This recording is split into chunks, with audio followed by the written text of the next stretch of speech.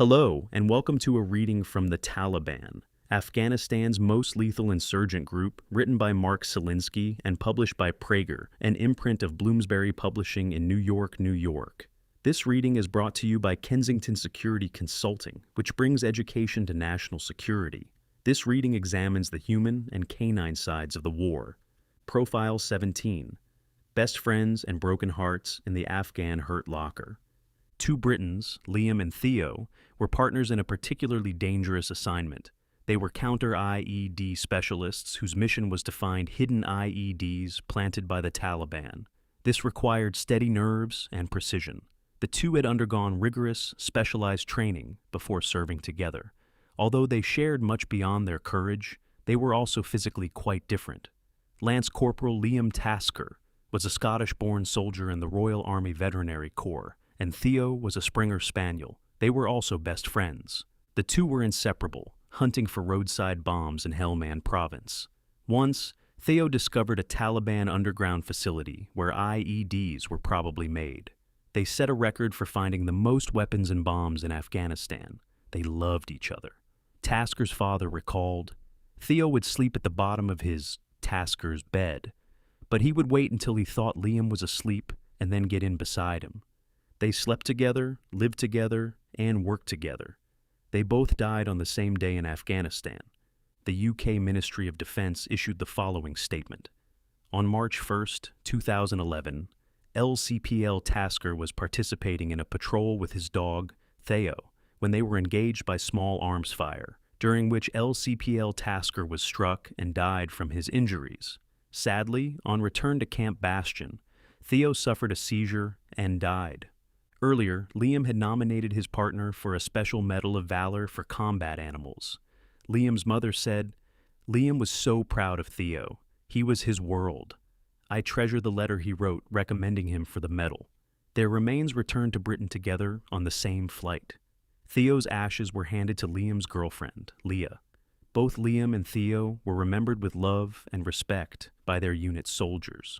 One soldier said, Theo and LCPL Tasker did a brave job together in Afghanistan and saved a lot of lives. British Defence Secretary Dr. Liam Fox added that Britain will be eternally grateful. Liam's mother expressed her gratitude for the love Theo gave her son, but she remains unsure whether her boy's best friend died of a seizure. He and Theo had a very special bond. They worked together and died together. Tasker's mother believes Theo died of a broken heart.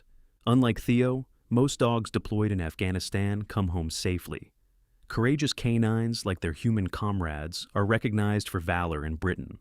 Theo, not to be confused with Theo from Profile 17, is an 8-year-old black Labrador who received the animal equivalent of the Victoria Cross for bravery in Afghanistan on February 25, 2010. Her Royal Highness Princess Alexandra presented Theo with the medal at the Imperial War Museum.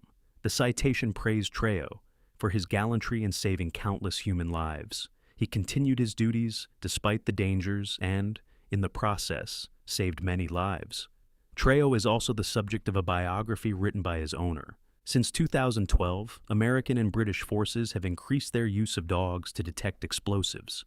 As one handler said, if something is not supposed to be in the ground, a dog will find it. The U.S. Army also uses dogs in Afghanistan. The Hound Dog, 203rd Engineer Battalion, Missouri National Guard's Explosive Detection Team, has cleared about 75% of the IEDs in their area. They sometimes receive K-9 support, but often rely on route clearance equipment and ground troops. Profile 18. Colin J. Bowen. He went to Afghanistan to protect the land. It's been 3 years, bud. You will never be forgotten. Sergeant First Class Carl Olney. If he hadn't been in his vehicle on Coast Road on January 2, 2008, he probably would have been home, safe, 2 weeks later. His wife and children eagerly awaited his return. His home was in Maryland, where the 38-year-old Staff Sergeant Colin J. Bowen had earned his computer science degree, hunted, fished, and raised his family. He loved the Army, especially teaching computer skills to eager Afghan soldiers. A natural teacher and a warm man, he completed his first combat deployment and signed up for another. Very popular with children, Colin loved giving out candy, pencils, and trinkets to street kids, who would smile and rush along with their gifts. He finished his last mission and was 6 miles from his base when his vehicle was blown up by a roadside bomb. He sustained burns over 50% of his body, but was expected to survive. With a breathing tube in his throat, he was sent home.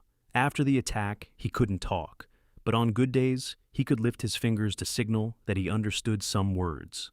Unfortunately, his injuries were too severe, and multiple infections proved lethal. He passed away after 13 surgeries in March 2008 and was buried at Arlington. Posthumously, he was promoted to E7. His sacrifice was honored by the People's Burn Foundation, which awarded him the True Blue Award for loyalty after his death. They quoted the Greeks, "All men have fears, but the brave put down their fears and go forward, sometimes to death, but always to victory." Thank you for listening to this reading from The Taliban, Afghanistan's most lethal insurgent group. If you enjoyed it, please consider subscribing and liking it. Nothing in this book reflects the official position of any person or agency of the United States government. On behalf of Kensington Security Consulting, thank you for listening.